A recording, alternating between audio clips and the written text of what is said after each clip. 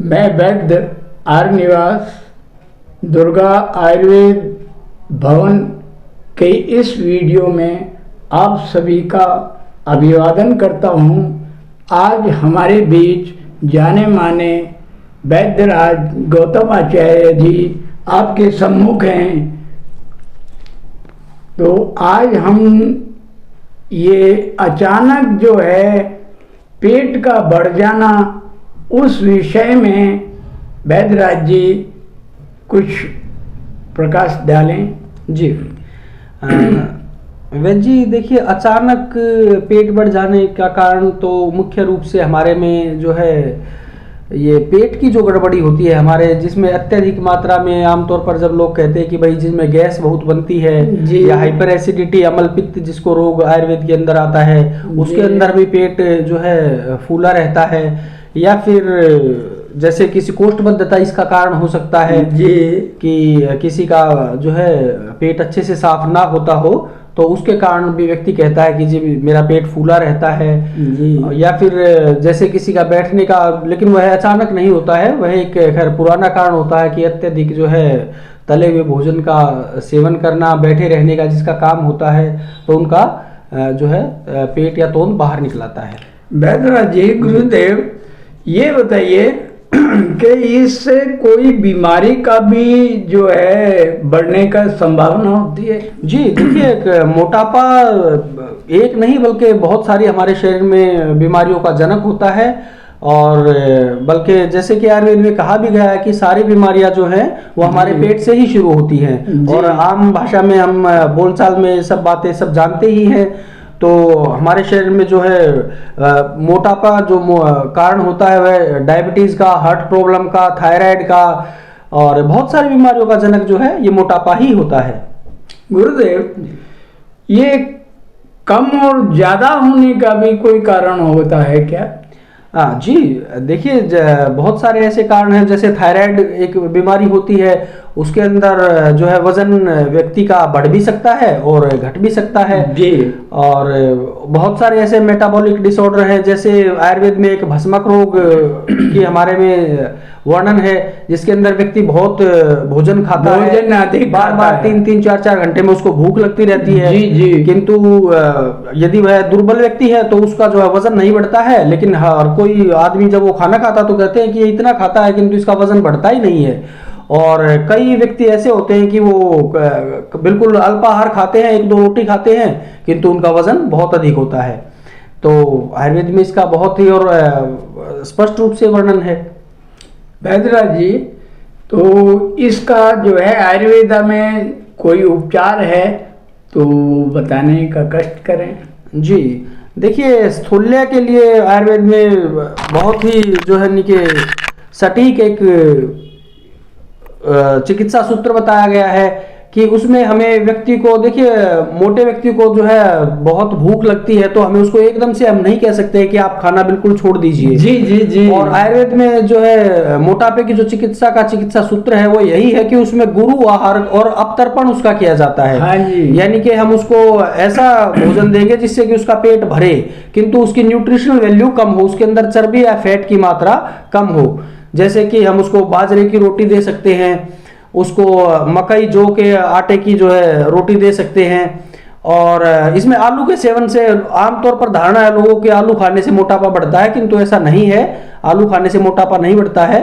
आलू एक कार्बोहाइड्रेट का सोर्स है, तो व्यक्ति अपनी शारीरिक क्रिया करते रहे और ये इस तरीके का भोजन उनको करा सकते हैं। वैद्यराज जी, इसकी यही सावधानियां जो है आपने बताई हैं जी, तो कुछ और भी जो इसके विषय में चर्चा कीजिएगा। जी जी जी देखिए, मोटापे का जो एक मुख्य कारण अक्सर महिलाएं हमारे पास आती है कि जी जैसे ही मेरी डिलीवरी हुई उसके बाद मुझे जी एकदम से मेरा वजन बहुत बढ़ गया है। बिल्कुल बिल्कुल। तो इसका देखिए ग्रामीण क्षेत्र से जो हमारी महिलाएं आती है वो बताती है, और उनमें एक ऐसी धारणा भी है कि जैसे ही महिला को डिलीवरी होती है तो उसके मायके से भी जो इनके लगभग एक 20 किलो का कनस्तर घी का आता है, और कुछ जो है लेडीज में भी ये रहता है कि भाई डिलीवरी के बाद इसको घी नहीं खिलाया है तो ससुराल पक्ष से भी उसको काफी घी आदि का फैट का बहुत सेवन कराया जाता है, लेकिन यह एक जो है मिथ्या है। ऐसा करने का कोई इसका उचित लाभ नहीं है। उनको जो है ये फैट या घी ज़्यादा ना सेवन करा करके बल्कि प्रोटीन युक्त आहार और आयरन युक्त आहार का ही सेवन कराना चाहिए। तो ये भी एक मोटापे का उनमें मुख्य कारण माना जाता है। वैद्यराज जी, इसके घरेलू उपचार एवं कुछ आयुर्वेद शास्त्रोक्त दवाओं के बारे में जी जरा विस्तार से बताएंगे। जी देखिए, घरेलू उपचार में हम मोटापे के लिए एक आयुर्वेद में होता है अध्यशन, यानी कि पहले का भोजन अगर हमारा किया हुआ नहीं बचा है तो उसके ऊपर से हमें दोबारा से भोजन नहीं करना चाहिए जी। और आमतौर पर व्यक्तियों का ये देखिए जीवन शैली ऐसी होती है कि अभी लंच किया है, फिर यदि कोई गेस्ट आ गए हैं तो चाय के साथ उसमें समोसे या फिर कुछ मिठाइयों का सेवन हो जाता है, जबरन खिला देते हैं। जी जी, जबरन कहते हैं कि नहीं देखिए लीजिए चाय ले लीजिए, उसके साथ कुछ ना कुछ खाने का हो जाता है। या फिर बाहर जाते हैं तो तला हुआ भोजन, जंक फूड, और अब मैं नाम हर एक का नहीं लेना चाहूंगा, किंतु जैसा कि आप जानते ही हैं कि इसमें समोसे, कचौड़ियाँ या फिर इस तरीके के आजकल तो बहुत पता नहीं किस किस तरीके के नाम आ गया, हॉट डॉग हो गया है इस तरीके का। जी, मेरी राय तो ये है कि बिन भूख भोजन नहीं करना चाहिए। देखिए आयुर्वेद में जो है बीमारी होने का जो मुख्य कारण अध्यशन, वो जैसा कि आपने बताया बिना भूख के भोजन करना या पहले का किया हुआ आहार नहीं पचने पर बार बार भोजन करना। कई व्यक्तियों को हमने देखा है कि उनका मुंह हमेशा चलता ही रहता है जी। वो कुछ ना कुछ अभी खाना खाया है, फिर कुछ कभी मूंगफली या फिर कोई ना कोई ऐसा आहार वह हमेशा लेते ही रहते हैं जी। तो यह एक बुरी आदत है, इस आदत का त्याग करना चाहिए।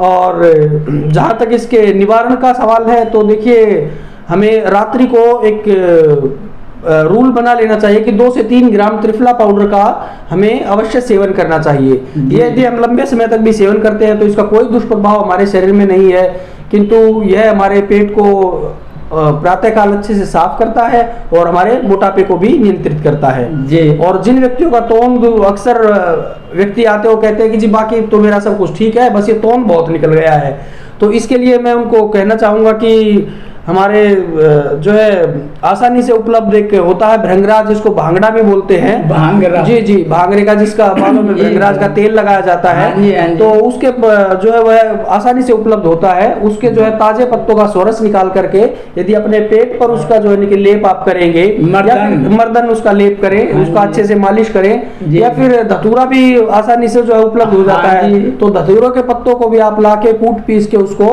थोड़ी देर के लिए रख दें, उसके बाद जो है इसको निचोड़ के उसका रस निकाल लें और उसका भी मर्दन यदि अपने बढ़े हुए तोंद पर आप करेंगे तो कुछ ही दिनों के उपरांत आप देखेंगे कि आपका जो है वेस्ट साइज बहुत कम हो गया है। वैद्यराज जी, गुरुदेव आपने बहुत अच्छी जानकारी दी और खान पान में भी सब कुछ ही बता दिया।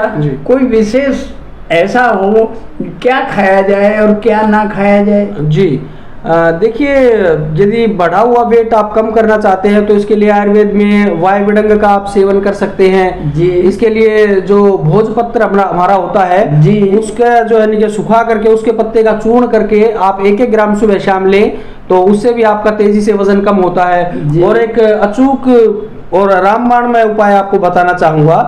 आप जैसे पुराने समय में तो आसानी से उपलब्ध हो जाता था, आजकल तो कोई चूने को अपने दीवारों पे नहीं लगवाता है, किंतु जो बिना बुझा हुआ चूना जो होता है वह आप 2 तोला लगभग 20 से 25 ग्राम उसको लें और आधा किलो शुद्ध शहद में उसको डाल दें और उसको 1 सप्ताह तक के लिए डब्बा बंद करके रख दें। और उसके बाद जो है आप उसको सुबह मॉर्निंग में 1 चम्मच सुबह शाम जो है इनके 2 वक्त भी ले सकते हैं, गर्म पानी के साथ उसका सेवन करें तो आपका जो है पूरे शरीर का जो है एक्स्ट्रा जो चर्बी है, जो वजन है, वह तेजी से कम होता है। वैद्यराज जी, आपने बहुत अच्छी जानकारी दी, दर्शक जो है इससे लाभ उठाएंगे।